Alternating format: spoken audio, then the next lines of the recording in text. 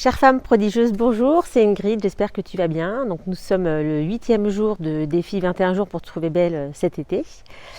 Donc nous attaquons une deuxième semaine dans le cadre de ce défi.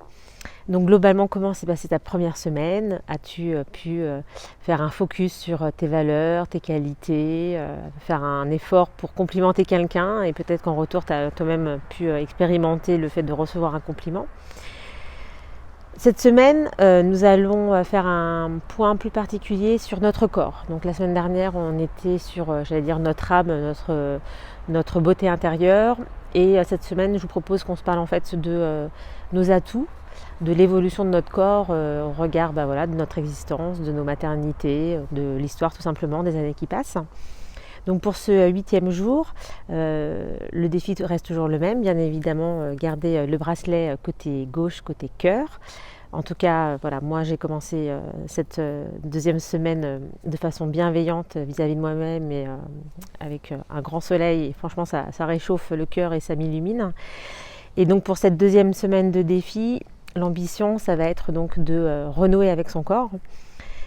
Pour ce faire, la première question que j'ai envie de te poser, c'est quelle est la partie de ton corps que tu aimais quand tu étais jeune, avec laquelle tu étais très à l'aise.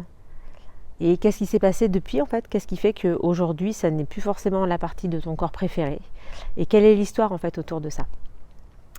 Voilà, et puis on en reparlera un peu plus précisément demain. Mais je trouve intéressant en fait de prendre du recul aussi sur quelques parties de notre corps qu'on aimait bien avant. Et puis de s'interroger et de se dire, tiens, finalement, si je parlais à mon corps et que je lui demandais de me raconter son histoire, qu'est-ce qu'il pourrait me raconter? Et c'est un peu comme ça qu'il faut le prendre, en mode jeu, bien évidemment, sans prise de tête. Mais c'est se dire qu'est-ce qui a pu évoluer finalement dans ma vie, qui a eu bien évidemment un impact sur qui je suis aujourd'hui et un impact également sur mon corps.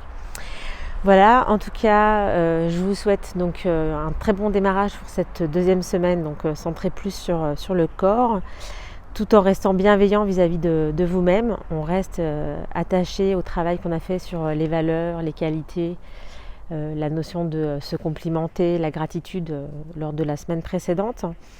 À ce titre, j'avais juste envie de vous partager quelque chose. Aujourd'hui, en fait, j'ai eu mon ami d'enfance au téléphone, parce que c'était son anniversaire. Et voilà, le fait d'avoir un moment d'échange, j'allais dire authentique avec une personne que je connais depuis longue date, ça m'a fait du bien. Et c'était l'occasion aussi de partager avec lui le fait que j'étais attachée et que j'étais contente de l'avoir au téléphone. Et voilà, ce genre de petites conversations avec un ami proche, c'est constructif et j'allais dire ça équivaut au compliment que j'essayais de vous faire travailler la semaine dernière. C'est comme ça qu'on grandit en fait, en apprenant à dire de façon vraie les choses. Et du coup, ces quelques moments de conversation, même s'ils sont peu fréquents, ils sont uniques, ils sont agréables et quand on raccroche, en fait, on se sent grandi, on a passé un bon moment. Et ça nous rend beau, j'allais dire. Ça rend beau la personne belle, la personne qui est au bout du fil et vous sentez bien derrière ce type de conversation.